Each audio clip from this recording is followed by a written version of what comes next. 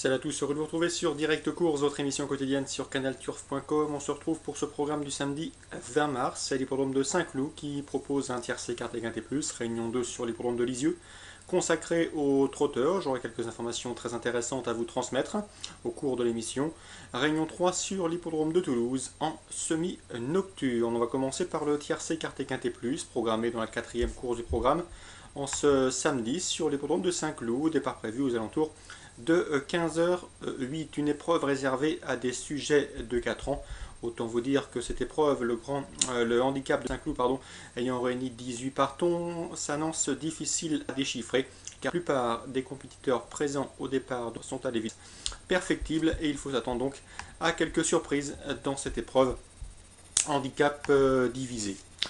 Cela dit, sachez que j'aime beaucoup le numéro 1, Cibris d'eau. C'est un cheval extrêmement courageux qui a prouvé être compétitif dans les quintés de cet acabit. Un cheval qui répète toutes ses courses, que Jean-Bertrand de Balanda aime bien. C'est vrai qu'il peut paraître chargé avec son numéro 1 et ses 60 kg à porter, mais c'est un cheval qui possède des références en pareille société. Lui qui a disputé 5 quintés, il compte déjà une victoire et 3 places. Bref, un excellent coefficient de réussite pour ce pensionnaire de Jean-Bertrand de Balanda. Sachez qu'il vient de faire une course de rentrée le 8 mars sur ce même hippodrome du Val d'Or, se classant encourageant 4e ici.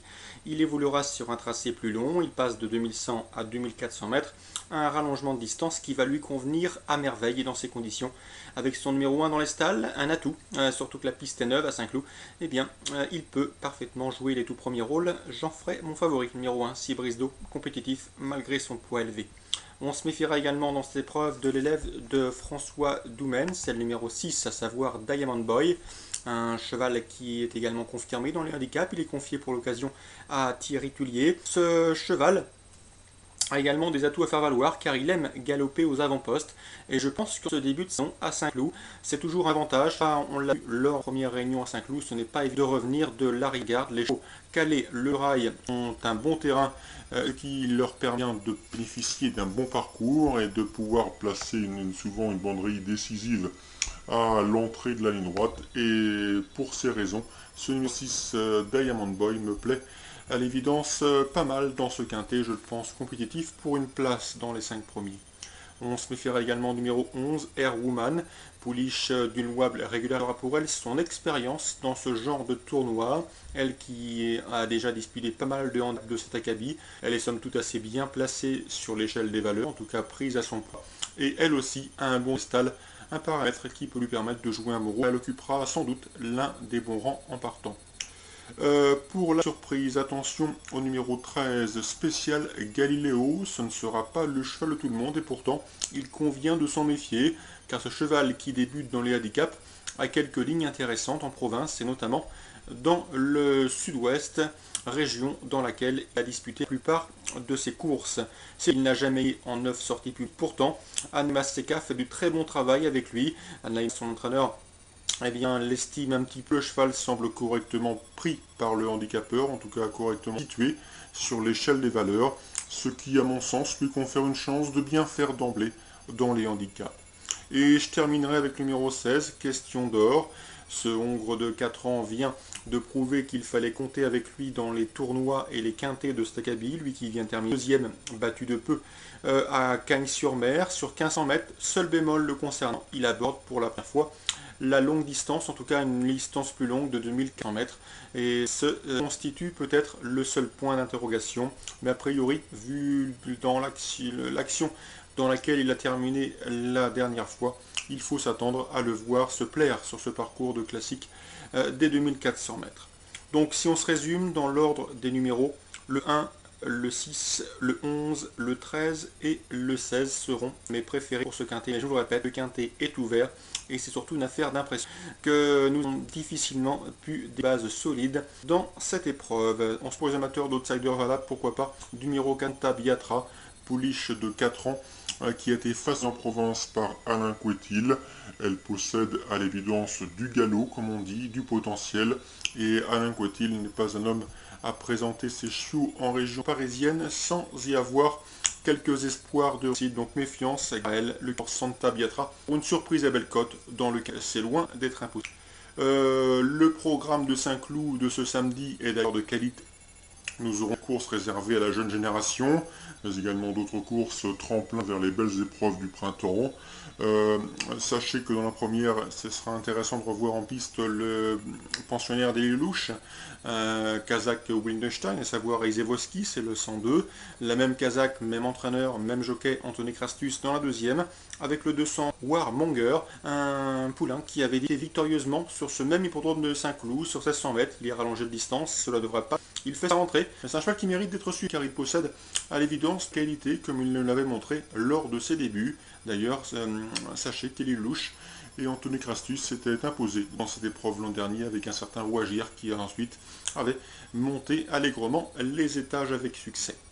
Maintenant, je vais vous parler de la Réunion 2 à Lisieux. Comme je vous disais, j'ai quelques informations intéressantes. J'ai pu m'entretenir avec plusieurs professionnels. Les interviews, pour la plupart, sont disponibles sur le site et ce gratuitement. Sachez que pour elle, il faudra faire confiance à Jean-Pierre Thomas, qui présente dans la deuxième le 204 Casar du Cèdre.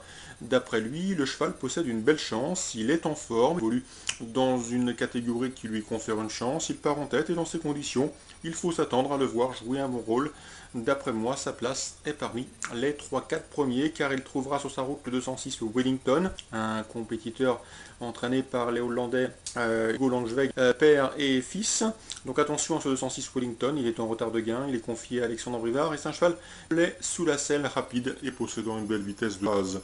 Le danger pour eux se situe aux 25 mètres, pour le 204 et le 206. Le 210, Piaf du Bingard, qui reste sur 2 succès. D'ailleurs, lors de ces 2 derniers succès, je vous les avais recommandés. Gérard Arnaud et Émeric Arnaud nous avaient fait part de leur optimisme sur canalturf.com. Et le 212, Primo de Godal, qui est au summum de sa condition actuellement et qui de surcroît se plaît particulièrement bien sous la selle. Si on se résume, le 204, un séduisant coup de poker dans cette deuxième course sous la selle. On lui adjoint le 6, le 10 et le 12, course Réunion 2 Lisieux. Toujours même Réunion 2 à Lisieux. Dans la sixième, Jean-Pierre Thomas, notre fil rouge pour ce programme de Lisieux, présente le 612, à savoir Quintal d'érable, un cheval qui reste sur une victoire probante à Rouen-Montgranchi. Jean-Pierre Thomas le dit en retard de gain. Donc venant de sa bouche, cela veut dire beaucoup, c'est que le cheval a pas mal d'argent au cours de seul petit bémol, il reste compliqué, donc cardiaque, s'abstenir bien évidemment. Mais attention, Quintal d'érable, s'il se montre ça, je le pense, et son entraîneur également, de jouer les premiers rôles. Dans cette épreuve, si l'on se jette sur le papier, et si on regarde les présences, on se méfiera du 18, Récital Pierre J, qui fait son tour remonté avec de sérieuses prétentions, un cheval qui a déjà bien fait dans cette spécialité. Et le 617, Romijo, disqualifié en dernier lieu, il ne faut surtout pas le condamner sur cet échec, il trouve ici l'occasion de redorer son blason. Enfin, dans la 8e, ce même Jean-Pierre Thomas présente skipper du Vivier dans cette 8e course, c'est le 807. Il est également piant, car le cheval en dernier lieu s'est montré fautif parce que il s'agissait de tourner en corde à gauche. Le cheval sera beaucoup mieux corde à droite comme sur cette piste de Lisieux. Donc attention, Jean-Pierre Thomas en escompte un complet rachat, le 807.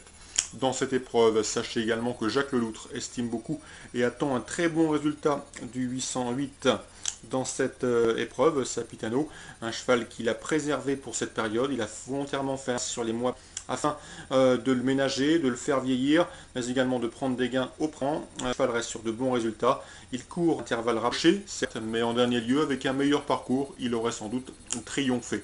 Ici, il trouve l'occasion de remettre également le couvert avec réussite. Donc 807, 808, de bonnes chances dans cette 8e course Réunion 2 Lisieux.